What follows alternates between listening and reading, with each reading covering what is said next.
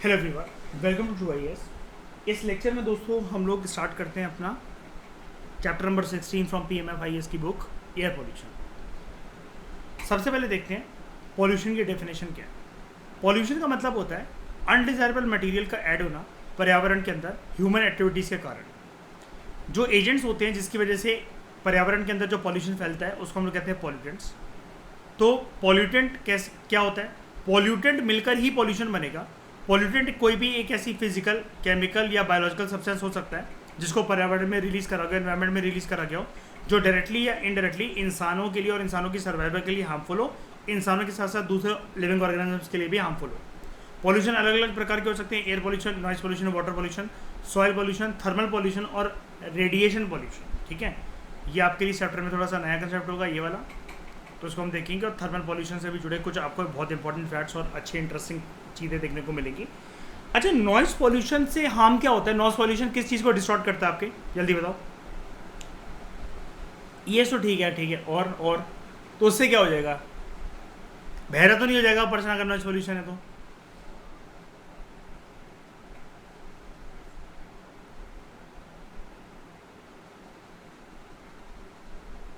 बिल्कुल। तो यानी कि ये आपकी एक तरीके से ना फिजिकल हेल्थ को डिस्टॉर्ट कर सकता है। जैसे कोई हार्ट पेशेंट है, उसके सामने बुलेट पूरी फुल थ्रोटल पे कर दो, बुलेट बाइक है ना, शमशान घाट में मिलेगा वो आपको।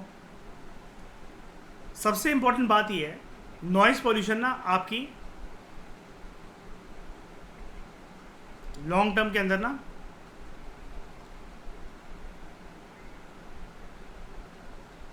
हाँ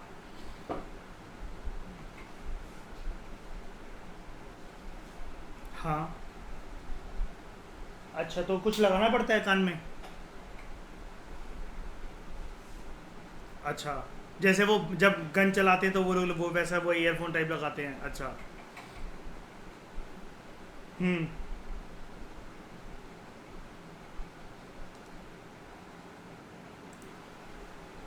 ब्रेन हाँ नम हो जाता है और फिर उसका बर्डन एक अलग से होता है।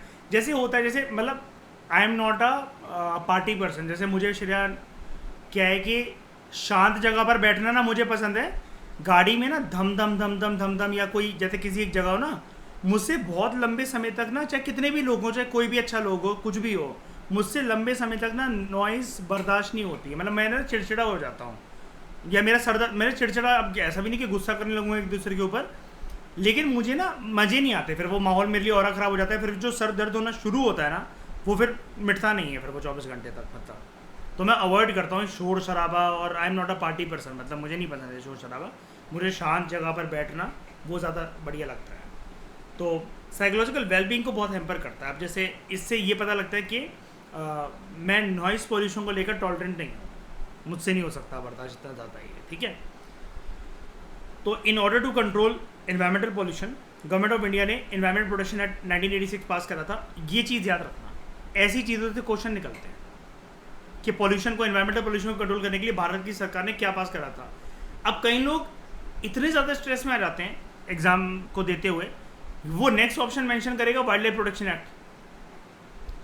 अब वो कहानी बनाते बनाते पता नहीं क्या सोच जाएंगे कि एनवायरनमेंट के अंदर वाइल्ड लाइफ भी होती है, पॉल्यूशन दूसरी बायोडाइवर्सिटी को भी प्रभावित करता है। और फिर अगर वहाँ पर ऑप्शन दे रखा हो ना, मतलब जिसमें एनवायरनमेंट प्रोटेक्शन एक्ट भी और वाइल्ड लाइफ प्रोटेक्शन एक्ट दोनों चीज़ें हो, 1 और 2, तो वो ऐसी स्टेटमेंट को दोनों को मार्क करता है। लेकिन पॉल्यूशन को, एनवायरमेंटल पॉल्यूशन को कंट्रोल करने के चलते भारत की सरकार ने एनवायरमेंट प्रोटेक्शन एक्ट 1986 पास करा था, 1984 भोपाल गैस ट्रेजेडी के बाद। ठीक है, ये काफ़ी बड़ा डिजास्टर था ना, Bhopal gas tragedy. In order to protect and improve the quality of our air, water and soil. तो सबसे पहले बात करते हैं हम लोग एयर पॉल्यूशन की। एयर पॉल्यूशन में भी defined as presence of any solid, liquid या gaseous substance including noise and radioactive radiation. जो भी हवा में फैले आप उसको मान लो वो एयर पॉल्यूशन का पार्ट है। यानी कि नॉइज भी डायरेक्टली इनडायरेक्टली एयर पॉल्यूशन का पार्ट है, और एयर पॉल्यूशन नॉइज पॉल्यूशन से कनेक्टेड, ऐसा बोल सकता हूं मैं। ठीक है, क्योंकि नॉइस को फिजिक्स कहती है ना, जैसे साउंड की तरंगे होती हैं, उसको ट्रैवल करने के लिए एयर का माध्यम तो चाहिए ही होता है ना, ये चीज़ है। तो it includes noise and radioactive radiation in the atmosphere, इतनी भारी भरकम मात्रा में कि डैट इज डायरेक्टली और इनडायरेक्टली इंजूरियस टू ह्यूमंस और दूसरे लिविंग ऑर्गेनिजम्स, एंड इट या प्रॉपर्टी या फिर it interferes with the normal environmental processes. European countries में ना बड़े सारे तरह के शोज चलते हैं, उनमें से एक होता है वॉइस बराड शो। उस वॉइस बराड शो के अंदर जो औरतें होती हैं जिनकी भारी आवाज़ होती है या कुछ मर्द ही होते हैं, वो कांच के ग्लास को अपनी आवाज़ से तोड़ने की कोशिश करते हैं, पता है?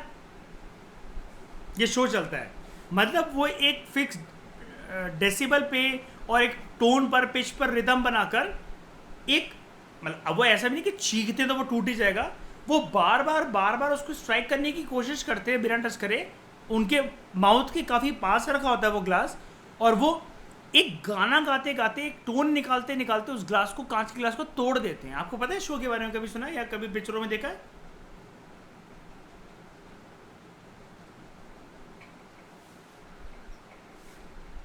हाई पेच में है ना, हाँ, तो वो कांच के ग्लास को तोड़ देते हैं, हालांकि वो पतला सा होता है, लेकिन अब एक बार बताओ, हाँ कहाँ होता है? DDLJ में, हाँ हाँ बिल्कुल।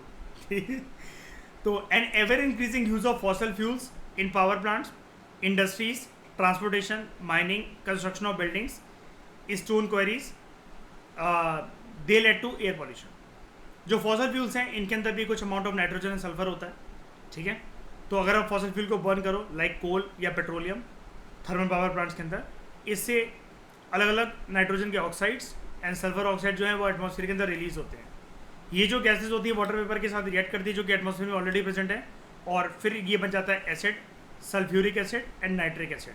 नाइट्रोजन जब रिएक्ट करता है वाटर वेपर के साथ तो वो नाइट्रिक एसिड, सल्फर जब रिएक्ट करता है वाटर वेपर के साथ तो वो सल्फ्यूरिक एसिड। जब ये बारिश के पानी के साथ मिलते हैं और जब बारिश नीचे गिरती है, तब वो बारिश जो होती है उसका जो पानी होता है, वैसे तो बारिश का पानी पीने लायक होता है, मैंने आपको प्रीवियस चैप्टर में भी बताया था, लेकिन अब वो पानी जहरीला बन जाता है, और इसी फिनोमेना को हम लोग क्या कहते हैं?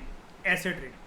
एसिड रेन जो होता है वो मार्बल के जो मॉन्यूमेंट्स होते हैं, किसी भी मार्बल चीज़ को वो क्या कहते हैं, बर्बाद करता है। ताजमहल के साथ ऐसे ही हुआ था, और इसको हम लोग कहते हैं मार्बल कैंसर, ठीक है? और कैसे इलाज करा गया था ताजमहल का, फिर उसके बाद कैसे साफ करा गया था दोबारा उसे? मुल्तानी मिट्टी, ठीक है? कुछ अलग प्रकार के जो पॉल्यूटेंट्स हैं वो क्या हैं? CFCs, क्लोरोफ्लोरोकार्बन्स, जो कि रेफ्रिजरेटर्स में, एयर कंडीशनर्स में, परफ्यूम्स में, डिओड्रेंट्स में ये यूज़ होते हैं। They act as a pressurising agents in aerosol sprays. जो क्लोरोफ्लोरोकार्बन्स होते हैं, they damage the ozone layer of the atmosphere. उसके बाद फॉसल फ्यूल्स का बर्न होना, इसकी वजह से जो सस्पेंडेड पार्टिकल्स होते हैं एयर के अंदर वो क्या कहते हैं, इंक्रीज हो जाते हैं। आप कभी भी ना किसी जैम में, किसी ट्रैफिक जैम में फंसे हो, आप कभी भी किसी ट्रैफिक जैम में फंस के देखना,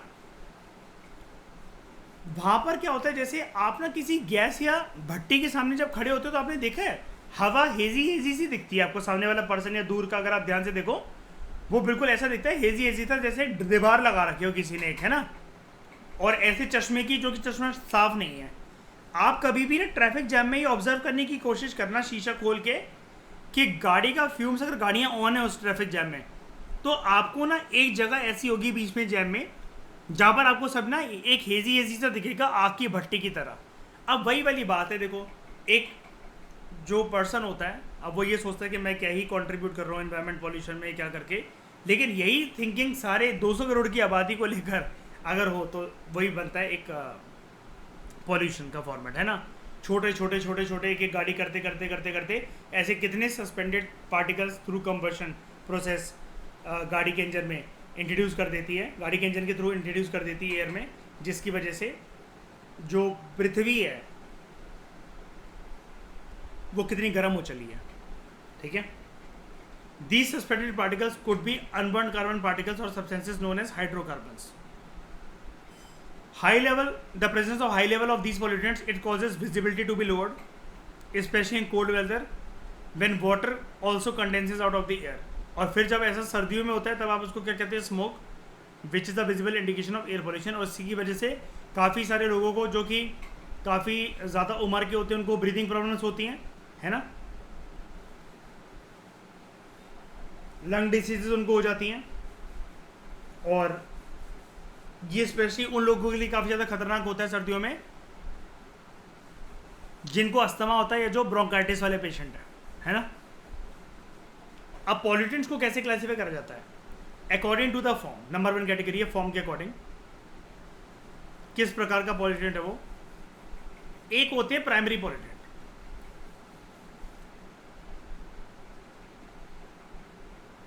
ये लगातार एनवायरनमेंट में आपको देखने को मिलते ही मिलते हैं किसी ना किसी फॉर्मेट में। They are persistent in the form, हमेशा आपको देखने को मिलेंगी।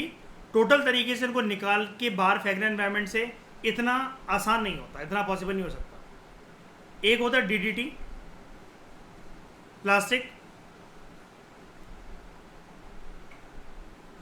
CO, CO2, oxides of nitrogen, sulphur, carbon oxide, carbon monoxide, nitric oxide, sulphur dioxide, sulphur oxide, ये सारे के सारी जो चीज़ें हैं ये प्राइमरी पॉल्यूटेंट्स हैं। इतना आसान नहीं है इनको बाहर निकाल के फेंकना, क्योंकि एक एक्टिविटी को रोकोगे तो दूसरी एक्टिविटी में शामिल ऑलरेडी है ये।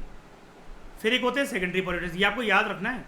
इस चैप्टर की एक एक लाइन बहुत इंपॉर्टेंट है, यूपीएससी का फेवरेट टॉपिक है ईवीएस में ये एयर पॉल्यूशन।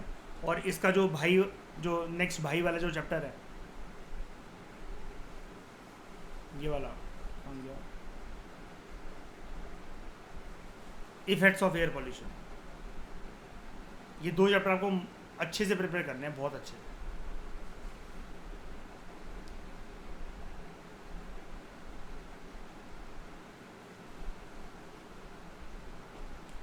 ठीक है।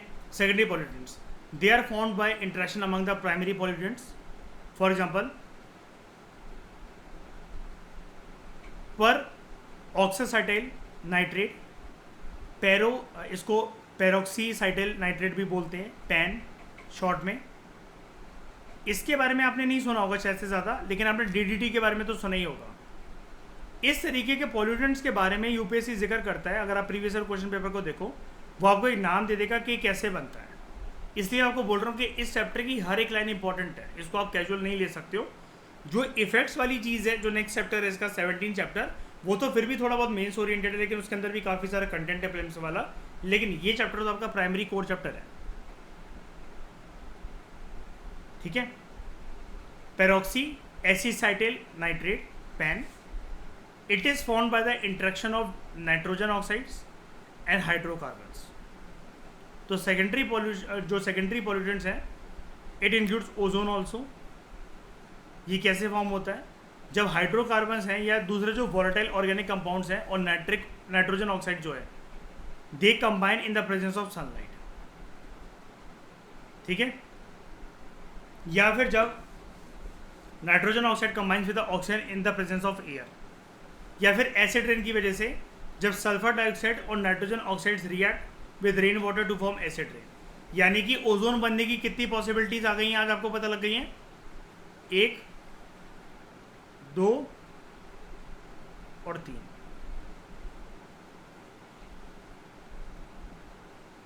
ठीक है, ये आपको याद करके रखना है। और इस चीज़ को आज के बाद आप जब भी ओजोन के बारे में अगर जिक्र करोगे अपने ज्योग्राफी में,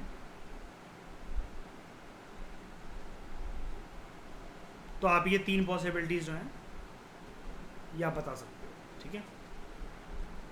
एक तो हो गया था पॉल्यूटेंट्स को हमने क्लासिफाई करा अकॉर्डिंग टू द फॉर्म। दूसरी category according to their existence in nature. एक होते हैं quantitative pollutants, they occur in nature and they become pollutants जब इनकी कंसिडरेशन जो है it reaches beyond the threshold level. Example carbon dioxide, nitrogen oxide. Qualitative pollutant जो है ये नेचर में ऐसा आपको देखने को नहीं मिलेंगे कुदरती रूप से, because they are anthropogenic, human made.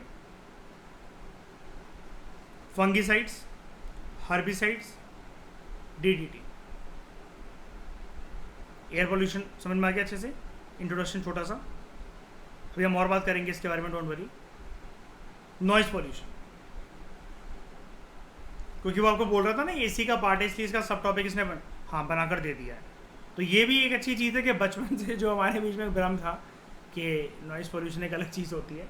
आप टॉपिक देखो 16.1, अभी ये कह रहा है 16.1.2, यानी कि आप हमें आज पता लग गया कि अगर आप पहली बार सुन रहे हो इस चीज़ को कि नॉइज़ पोल्यूशन जो है वो भी एयर पोल्यूशन का ही पार्ट। अभी छोटी सी अगर ऐसी स्टेटमेंट दे दे तो अब एग्जामिनेशन हॉल में उस 2 घंटे में जहाँ पर 100 क्वेश्चन है, 4 स्टेटमेंट है, बंदा क्या ही सोचे श्रेय है अपने आप से निराश यार ये क्या है होगा कि नहीं होगा। फिर वो 100 तरह की थ्योरी लगाता है कि मेरे अकॉर्डिंग, उसके अकॉर्डिंग, ये अकॉर्डिंग, वो अकॉर्डिंग। जिनका ठीक हो जाता है वो कहते हैं पता कुछ नहीं होता है किसी को, हाँ मैं तो पहले से ही पता था, देखा वो एक क्वेश्चन को लेके पूरी जिंदगी प्राउड फील करते रहते हैं कि हमने एक क्वेश्चन कर दिया था ऐसा लॉजिक से। नॉइज़ क्या होता है? नॉइज़ पोल्यूशन, या पहले नॉइज़ को डिफाइन करें अगर हम लोग, एनी अनवांटेड साउंड जिसकी वजह से आपके अंदर चिड़चिड़ाहटपन जाके, आपको इरिटेशन हो और आपके कानों को दर्द हो, that is termed as noise. Noise pollution ज़रूरी नहीं है श्रेया किसी ऑब्जेक्ट की वजह से हो, इंसानों की वजह से भी हो जाती है कभी कभार, ठीक है। किसी की जब बातें पसंद नहीं आती है ना, वो भले तेज ना बोल रहा हूँ, वो भी एक नॉइज पोल्यूशन का फॉर्मेट है, ठीक है। विच कॉजेज, हाँ, which causes pain to human ear, ठीक है। Noise is measured in decibel which indicates the loudness of the sound, ठीक है। ये हम कहाँ करते थे? 7th 8th 9th क्लास की फिजिक्स में, है ना।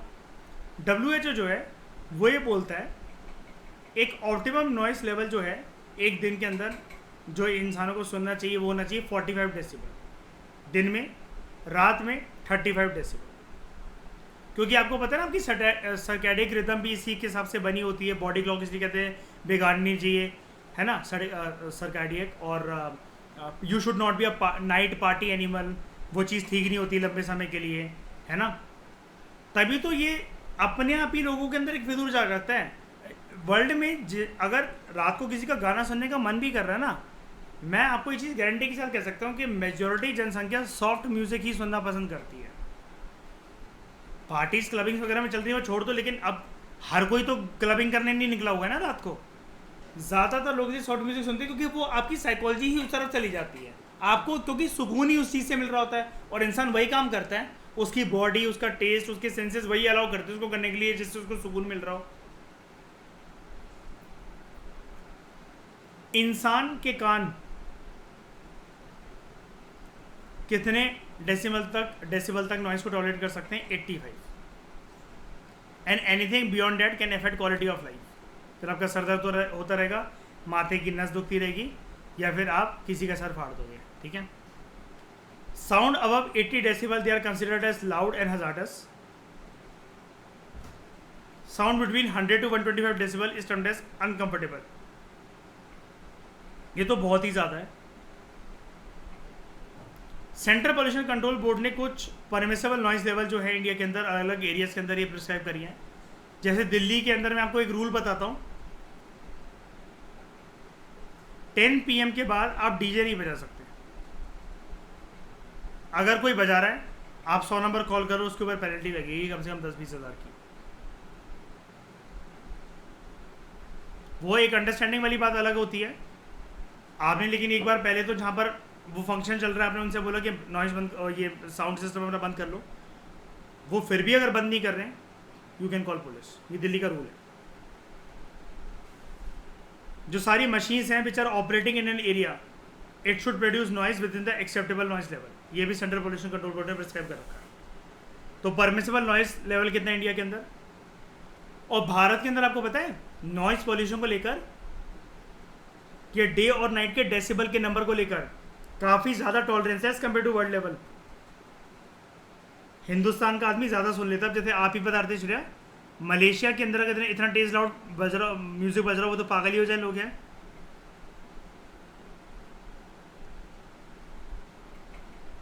आपने उसकी भी तारीफ सुनी होगी जापान की। वो तो और ऐसा है कि वहाँ पर आप किसी के घर जाते हो तो जो चाय की केतली होती है वहाँ उसकी गिरने की भी आवाज़ आती है, चाय के वहाँ से गिर रही है गर्म पानी, है ना। इतनी शांति से रहना वो लोग वो करते हैं पसंद, उसमें पोस्ट में होते हैं। हाँ, तो उसमें सुना दो ऐसी नॉइज़ उनको। चलते रहता है। उसके बाद परमिसिबल नॉइज़ लेवल कितनी है इंडिया के अंदर? इंडस्ट्रियल जोन में दिन में 75 डेसिबल आवाज़ कर सकते हो, नाइट में 70। कमर्शियल जोन 65 दिन में, 55 रात में। रेजिडेंशियल जोन 55 दिन में, 45 रात को। साइलेंट जोन में भी इसलिए साइलेंट नहीं है इंडिया, ठीक है। 50 डेसिबल दिन में, नाइट में 40 डेसिबल। ये इंडिया की पहचान है, देखो साइलेंट जोन। कुछ ना कुछ मतलब पी पे चल रहा होगा, ठीक है। तो silent zone include areas that lie within the 100 metres of the premises of schools, colleges, hospitals and courts. कहीं रहती है शांति, बता दो ज़रा इतनी। अब लॉज कौन कौन से नॉइज़ पॉल्यूशन को कंट्रोल करने के लिए? नॉइज़ पॉल्यूशन और उसके सोर्सेज को पहले एड्रेस जो करा जाता था, it came under air prevention and control of pollution act 1981। अब इसके लिए एक सेपरेट एक्ट रूल्स आ गए हैं। एनवायरमेंट प्रोटेक्शन एक्ट 1986 के अंतर्गत, याद रखना पहले था air prevention and control of pollutants act, अब एनवायरमेंट प्रोटेक्शन एक्ट 1986 जो है उसके अंतर्गत एक रूल्स है, इसी एक्ट के अंदर एक रूल्स बना रखे हैं, noise pollution regulation and control rules 2000। Additionally noise standard जो हैं मोटर व्हीकल्स के लिए, एसी के लिए, किसी का एसी भी बहुत पुराने ज़माने के होते हैं, वो भी बहुत खड़खड़ करते हैं, और देखो बड़ी आवाज़ आती है उनमें से। फ्रेश आप एसी लगाओ तो बहुत साइलेंट होते हैं वो, है ना। पुराने वाले एसी तो कूलर से कम नहीं होते हैं। ACs, refrigerators, diesel generators and certain types of construction equipment, they are prescribed under the environment protection act 1986। Noise जो कि किसी भी इंडस्ट्री से आ रही होती है, it is regulated by state pollution control boards under air prevention and control of pollution act 1981। देखो यहाँ पर 2-3 चीज़ें समझने के लिए आपके लिए।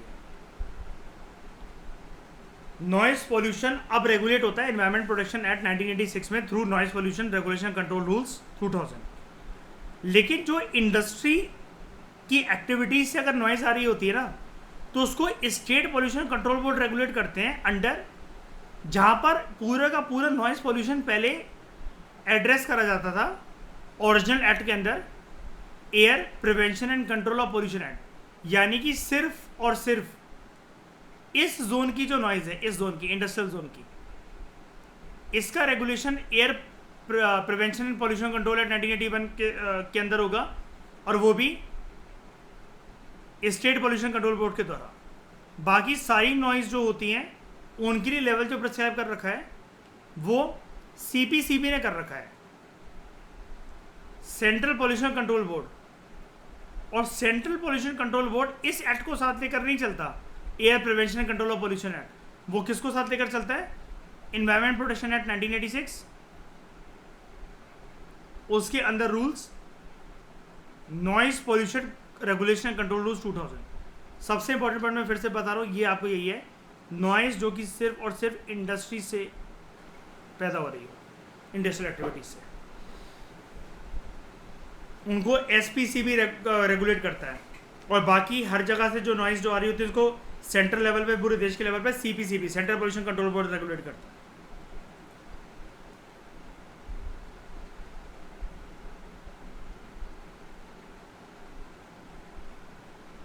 तो इस डिस्कशन में फिलहाल इतना ही। Thank you very much for discussion.